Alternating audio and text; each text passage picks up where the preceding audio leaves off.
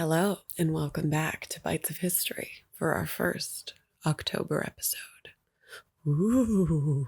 What if I did all of my own sound effects? Would that be fun for everybody? Hi, and welcome to Bites of History. This is our first October episode.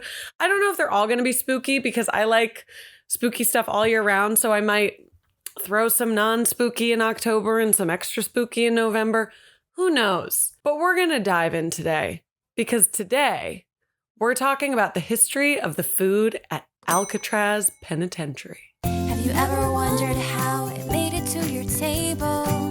Have you ever wondered how it made it to your shelf? If you love food, then this is the show for you. Bites of History with Irene.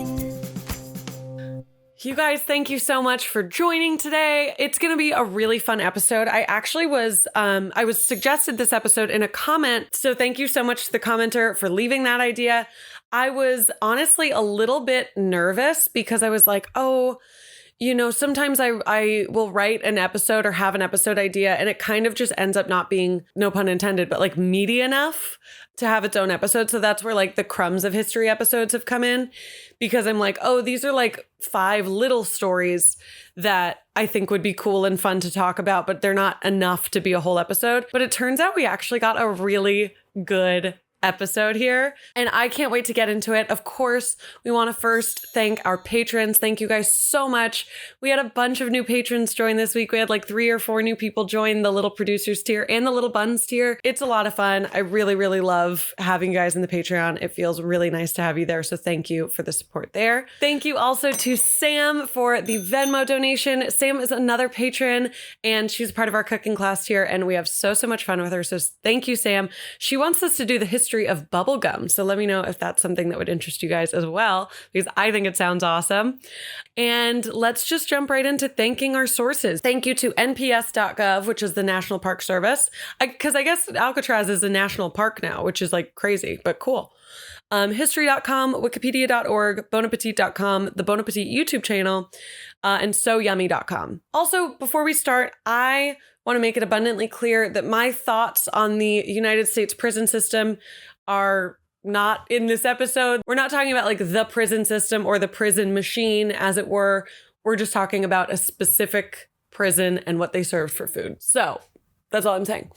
And now Alcatraz is actually oddly close to my heart, and here's why. In 2008, or 2007, 2008, my mom and I went on a trip to San Francisco and we went to Alcatraz. And that's kind of where my I've mentioned this in a video before. I think it was where I talk about the Zankou chicken murders, which we could do a podcast episode on. But I think I mentioned how much Alcatraz kind of like shifted my interests, because we went to Alcatraz and we saw the cells and we saw the mess hall and we saw these books and just all this crazy stuff. And it definitely piqued my interest as a 12-year-old girl in my incredibly formative years. This was really exciting to kind of learn more about, and I can't wait to share more about it with you that I never knew, and maybe you didn't either. So to begin, we're just going to talk about the history of Alcatraz and what it was. So in 1775, Spanish explorer Juan Manuel de Ayala, I believe is how you pronounce it, I'm sorry if that's not, named Alcatraz Island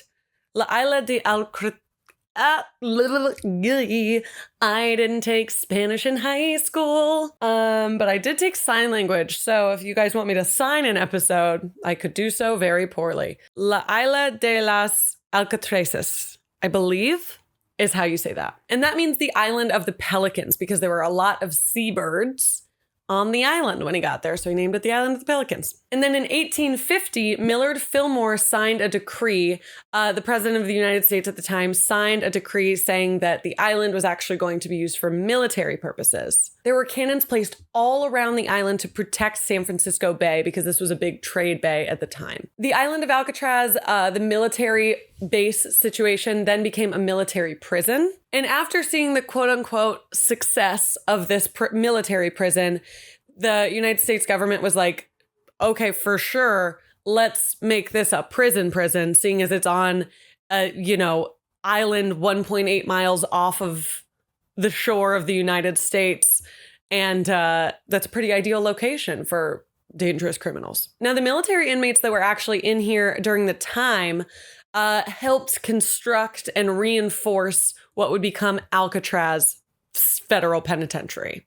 And fun fact, this was actually the home of the first ever West Coast lighthouse in the United States, which I thought was a funny little fact to read in between all these like very intense pieces of information. They're like, and also there was a lighthouse. So after rebuilding and reinforcing the military prison to become the Alcatraz United States Federal Prison, it opens on July 1st, 1934. So it's pretty immediately understood that this is going to be like the big scary prison because of where it is and what it is. And it's windy and cold and an island. And this is the only thing on the island. So the Bureau of Prisons, the United States BOP, says that this is like the prison system's prison. And there's very sparse conditions. It's very isolated. This is where like the dangerous criminals of the other prisons are going to go. Now, there's about one guard to every 3 prisoners. That's how security focused it is. If you guys are familiar with Alcatraz, you may know some of the more infamous prisoners that were incarcerated there. Al Capone, who was like a mafia boss, organized crime leader, very big in the Prohibition era in Chicago. He was there. The Birdman of Alcatraz was there, who after listening, I guess I sort of listened to a last podcast on the left episode too. So that's in the sources also. But I didn't really get any of the food information. Whatever. Thank you, last podcast on the left. They have a whole episode on the Birdman of Alcatraz and how unbelievably misrepresented he is in the media, because everyone was like, oh, he's this gentle guy who just loves birds. And it's like, up. No, he was not. But anyway, he was there. Al Capone was there. George Machine Gun Kelly, not the rapper, the kidnapper and criminal. Those were just some of the more notorious prisoners that were in the walls of Alcatraz. Of course, there were a lot more. They didn't just have a prison for 4 people. So there were usually about 230 prisoners in Alcatraz at any given time, give or take some. And over the 29 years it operated, we saw a lot of different things. We saw escape attempts. We saw wrongful convictions. We saw many a thing in the walls of Alcatraz. But now we're going to talk about what was eaten in the walls of Alcatraz, in the old mess hall. Now, when talking about what these inmates ate, it's important to understand that they being the prison like workers and warden and stuff, they made it very clear that it was a maximum security prison with minimal privileges. However, they did not consider food or medical care a privilege. That was considered a right. Now, the meals were really varied. They had a lot of different meals, and part of this was for a reason we'll get to in just a second. And part of it was because these meals and menus were created by the Public Health Service so that the prison inmates were getting all of the nutrition that they needed. And you guys, this is where this episode gets very interesting. The meals were prepared by inmate workers and were supervised by correctional officers. The food at Alcatraz was apparently the best prison food in all of the United States. The food at Alcatraz was the best in all of the United States prison systems because it stopped the inmates from getting too rowdy or creating disturbances over the food. So if somebody were to come up and say, oh, the food's bad, and they start something and something happens, everyone's gonna be like, the food's actually great. You can't say anything about the food. It's so good. You guys, I was fascinated to learn this.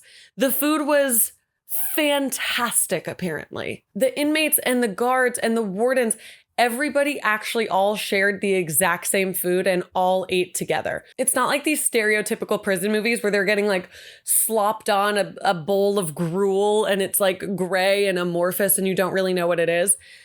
The meals that these men were getting were insane. Now, something else that was interesting was these inmates were allowed to take as much food as they wanted. However, there could be no waste. If there was waste, they would get reported. And if they had too many waste reports, it would lead to some consequences. But if you got a plate filled with a ton of food and you finished it all, great. Now, we're going to get to the actual meals and some examples of things that they ate in just a second, but the way that mealtime worked, I think, is kind of interesting as well. So how did mealtime work? There was a certain whistle system that would indicate which block of inmates was going to which mealtime. So every inmate wasn't going to go have the same mealtime all at once because that would just be so chaotic. And also it just wouldn't work.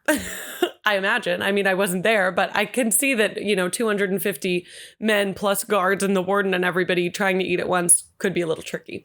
So there was a system of whistles. The meal times were also exactly 20 minutes each, with what I could find 5 minutes to get from the cell to the mess hall and from the mess hall back to the cell. So meal times altogether were about 30 minutes, it looked like. And there were 3 meals a day, which again, like in our Titanic episode, they called lunch dinner also. This is so interesting. I wonder when that super changed, because it seems like that's what everybody did all the time. But whatever. For breakfast, we are starting our breakfast mess hall situation at 600 hours and 55 minutes. 6:55 in the morning is when they started breakfast. I do not know the proper way to say that in military time. They had oatmeal, fried sausage, milk, potatoes, dried cereal, toast, scrambled eggs, stewed fruit, coffee. There was so much for breakfast. And then we cut to our lunch, which was at 11:20. And there was also a 30-minute post-meal in-cell rest. So you would have I'm going to call it lunch for the sake of not driving myself crazy, but you would have your lunch at 1100 hours and 20 minutes. 11:20 in the morning. And you would eat for the 20 minutes and then you would go back to your cell for 30 minutes to rest. The lunch menu was a little bit harder to find, but just from some photos and what I could gather from the dinner menu, I'm sure there was leftovers and things like that. But they had fresh baked bread. They were having chili dogs. They were having potatoes and pickles and cupcakes and stuff. So a pretty solid and hearty lunch with a little nap after. So now we are at dinner time. Dinner is served at 1600 hours and 25 minutes. So at 4:25. And this lasts for 20 minutes before they return to their cells for the whole night at 1650. So we're talking at 4:30, they're having dinner. They have their dinner for 20 minutes.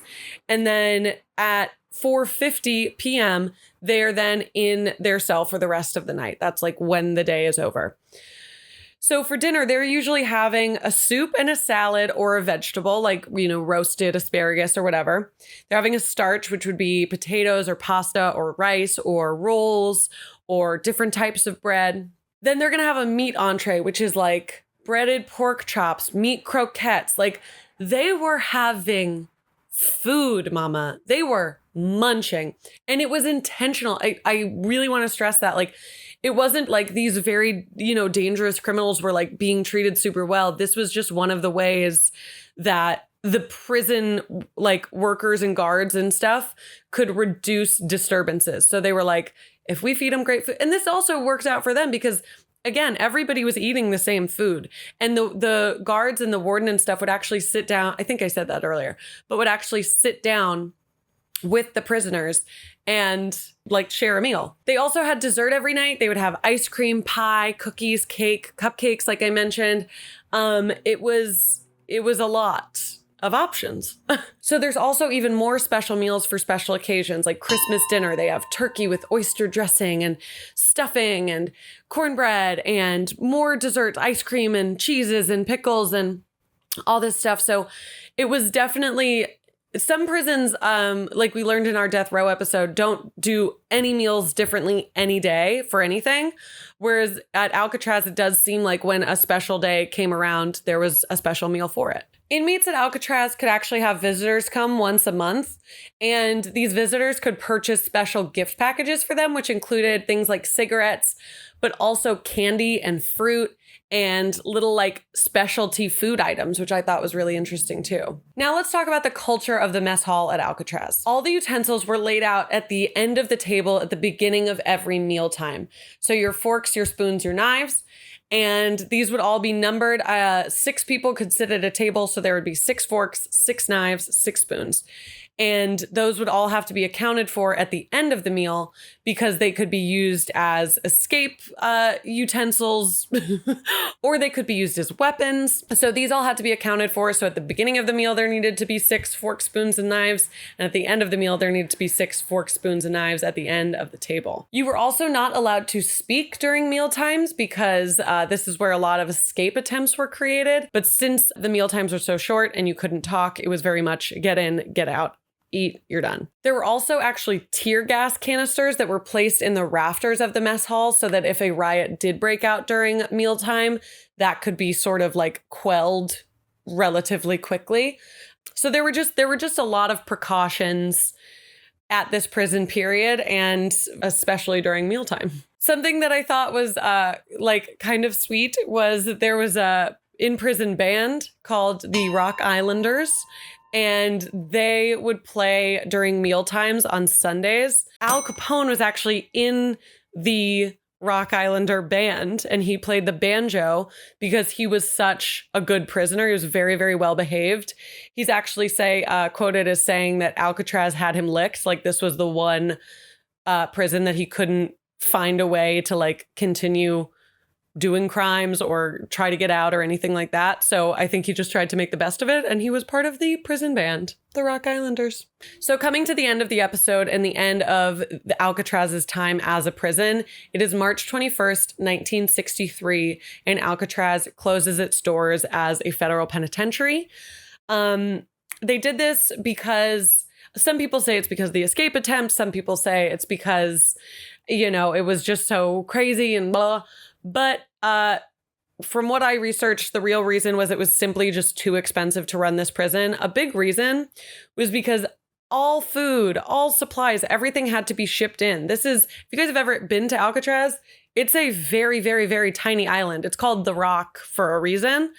And all that's on it is the prison. So it's not like they have, you know, farms and stores and things where they can curate and make their own food. Like they're getting it shipped in all the time, and that just got really, really expensive. They were shipping in other things too, and I'm sure it was expensive for other reasons, but the food is the thing I was curious about. So Alcatraz closes its doors as a prison in 1963, and 10 years later reopens to the public for tours and such in 1973. There are actually more than 1 million visitors to Alcatraz National Park every single year. And even my time there, you know, oh my gosh, how many years ago was that? 14, 15 years ago. I still remember a lot of it, like vividly. And it's so fascinating. So that is the food that was served at Alcatraz Federal Penitentiary. And spoiler, it was fantastic. So thank you guys so much for taking a bite out of history with me this week. I cannot wait to take a bite out of history with you next Tuesday when we look up and learn about the most haunted restaurants in America. Spooky. Don't forget to like, comment, and subscribe to my channel. I love you guys so much, and it means so much to see some more of you coming in and finding the podcast and liking it. So if you guys could hit that subscribe button, it means a lot to me. Turn on the notification bell so you guys know when I post a video, which is twice a week. We post our Bites of History episodes on Tuesday, and I post just like a fun food, different type of video on Friday. I really appreciate it. Please make sure you check out the Patreon, and I will see you guys next week. Thanks so much. Bye-bye.